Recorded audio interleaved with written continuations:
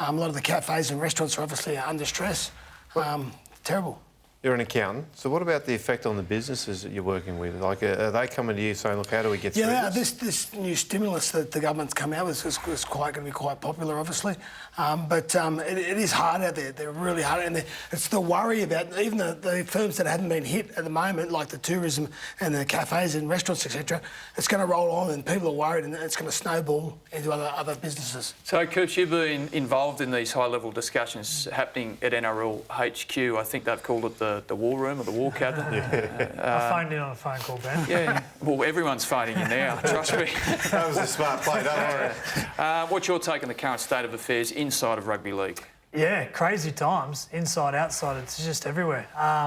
The one thing I know is that everything's on the table. They have got mathematicians, they've got biosecurity experts, they have got everything from best case scenario to worst case scenario, how that plays out for players, how that plays out for CEOs, how it plays out for clubland. So the NRL, listening to a couple of the conversations, is it's testing times, but the leadership there, I believe in them, and it's time for us all to jump on the back and be a united game, because if we have individual segments coming out in this situation, we're not going to get the desired outcome. But if we all row in the same direction, I think there might be an outcome that we can all get to. So listening to the conversation yesterday and various people putting up their ideas and proposing problems, solutions to those problems, how much confidence do you have that the game's going to safely navigate the way through? Yeah, that's a tough one, because it's inevitable that the rugby league is going to be infected. But right now we have an opportunity to put that aside and fulfil our obligations. One, being the safety and the well-being of everyone in the community, and then two, obviously the obligations that we hold to broadcasters, community and commercial arrangements. But for that to occur and for everything to get through unscathed and untouched, it's going to take a military expert precision style to get this up and running. And there's been options about taking the game or the players to a facility or whatever. But for me, the game needs to make some really tough decisions, and as a part of the community, I'm in behind them and I'll support them.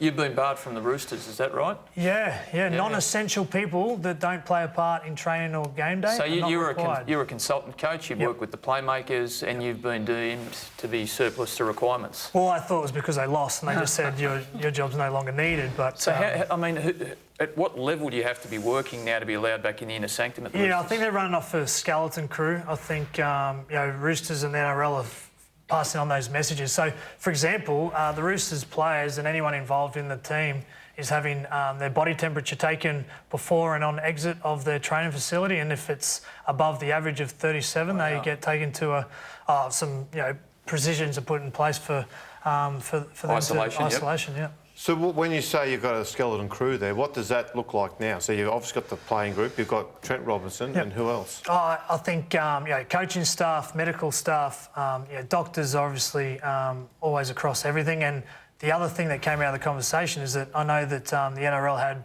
a phone hookup with all the medical officers and all the doctors for every team last evening, I think it was, to put in a protocol and expectation of how to get through this.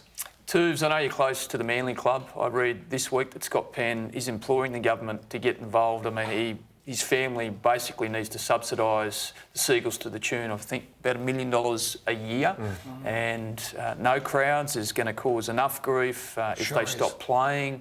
How close are Manly sailing to the win? It's not only Manly. I think it's many clubs. I think there's only a couple that make a profit during the year. So they're not on their own by any extreme.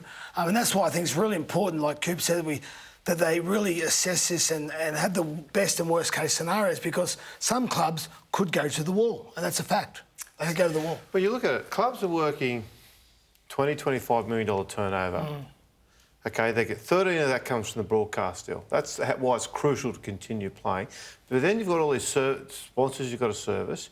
You've got all the signage within your football grounds, which is now you've got to look at those sponsors and say, well, hang on, do we need to keep paying for this? Like, there's no crowd there to actually see the signage. So these are going to start to impact on the clubs. And when you average out a ticket at, say, $30 a ticket, Manly get, what, 13, 14, 15,000 average a game.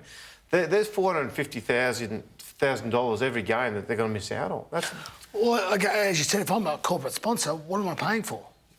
Oh, I don't understand. And there's This is the problem. my understanding is, as the clubs have already looked into, some clubs anyway, have already looked into their contracts with their sponsors, and the sponsors have all got the option pretty much to say, well, hang on, we're out. There's no doubt the game's going to take a hit through this disaster.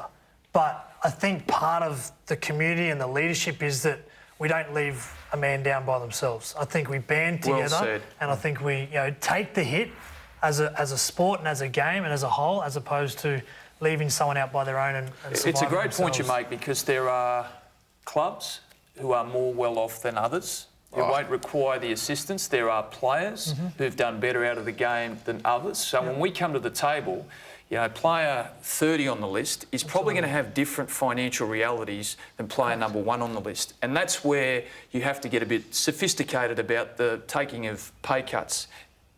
Right? And that's the level of detail. I love what you're both saying, but I've been around the game long enough, and you will be with me on this, I'm sure, that when push comes to shove, it's Self-interest rules. It will very quickly go to every man for himself. 30 years ago, when it was the clubs were owned by the communities as such, clubs went broke, and other clubs actually helped bail them out. Yep. They actually put money in to bail clubs out. Cronulla comes to mind straight away.